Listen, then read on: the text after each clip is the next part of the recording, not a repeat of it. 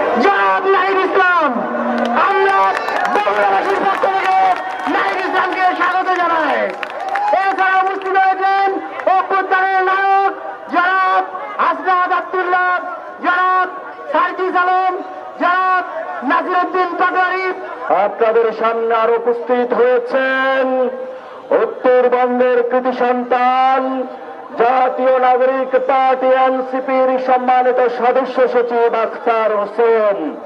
দেশ গড়তে জুলাই পদযাত্রার আজকে এই দিনে উপস্থিত জাতীয় নাগরিক পার্টির কেন্দ্রীয় এক দফার ঘোষক জনতা নাহিদ ইসলাম সহ জাতীয় নাগরিক পার্টির কেন্দ্রীয় নেতৃবৃন্দ।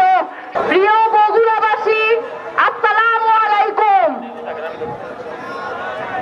আমরা এসেছি আপনাদের কাছে একটি নতুন বাংলাদেশ গড়ে তুলতে, বিচার সংস্কার এবং নতুন সংবিধানের দাবিতে। জাতীয় নাগরিক পার্টি এনসিপি মুখ্য সমন্বয়ক যেই তিক্ত কথাগুলো কারো মুখ দিয়ে বের হয়ে আসে না, সত্য কথাগুলো যারা অনেকেই বলতে ভয় পায়, সেই সত্য কথাগুলো যার মুখ দিয়ে বের হয়ে আসে আমাদের সেই আপসীন নেতা মুখ্য সমন্বয়ক জনাব নাসিরউদ্দিন পাটোয়ারি দিকে চোখ তুলে তাকাবে, তাদের বাংলাদেশে জায়গা হবে না। বগুড়ায় যে মুজিব সংবিধান রয়েছে, এই মুজিব সংবিধান দিয়ে বগুড়াবাসীর উপরে গত 50 বৎসরে শুধু একটি জিয়াউর রহমান জন্মগ্রহণ করার কারণে নির্যাতন চালানো হয়েছে। আজকে এই উন্মুক্ত সমাবেশে আপনাদেরকে প্রতিজ্ঞা নিতে হবে, 24-এর পূর্বের ওই 12 বছরে, ওই 16 বছরে আমরা অনেকে যখন কথা বলতে পারিনি, তখন ওই ঢাকা বিশ্ববিদ্যালয়ে একজন কথা বলতে গিয়ে বারবার জেল কেটেছে। জাতীয় নাগরিক পার্টির সংগ্রামী সদস্য সচিব, 24-এর অভ্যুত্থানের অন্যতম সমন্বয়ক, আমাদের সাথে একসাথে রাজপথে লড়াই করা খুনি হাসিনার 24-এর অভ্যুত্থানের প্রথম রাজবন্দী জনাব আখতার হোসেন। সাকিব ভাইয়ার বগুড়াবাসী, আপনারা কেমন আছেন?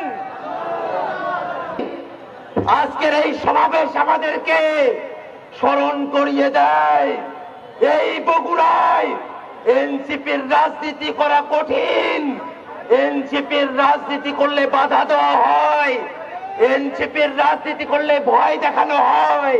আমরা সাকিব মাহাদি ভাইয়ের নেতৃত্বে, আমরা বগুড়াবাসীর নেতৃত্বে নতুন বাংলাদেশ, নতুন ক্ষমতা কাঠামোর বাংলাদেশ, নতুন গণতান্ত্রিক বাংলাদেশ বিনির্মাণ করবো ইনশাআল্লাহ। প্রিয় বগুড়াবাসী, এই জুলাই পদযাত্রা জেলা থেকে জেলান্তরে ছড়িয়ে যাচ্ছে, গ্রাম থেকে গ্রামান্তরে ছড়িয়ে যাচ্ছে। নতুন দল এসেছে, নতুন নেতৃত্ব এসেছে, আপনাদের সামনে বিকল্প এসেছে। যে বিকল্পের খোঁজে আপনারা গত 54 বছর ধরে খুঁজেছেন, সেই বিকল্প নেতৃত্ব আপনাদের সামনে হাজির হয়েছে। সবাইকে জানিয়ে দিন, এই বগুড়াতে, এই বাংলাদেশের দল কেবল একটি নয়, দুটি নয়, নতুন দল এসেছে। শ্রমিক উইং এবং বগুড়ার ছাত্র সমাজের, ছাত্র সংসদের নেতা কর্মীরা রয়েছেন, তাদেরকে বলতে চাই, জনগণের পাশে দাঁড়ান। ইনকিলাব, ইনকিলাব, এনসিপি, এনসিপি। বগুড়ায় কোনো পার্টি আছে? সারা দেশে কোনো পার্টি আছে? ছাত্র জনতার কোনো পার্টি আছে? সাকিব ভাইয়ের কোনো পার্টি আছে? ইনকিলাব, ইনকিলাব।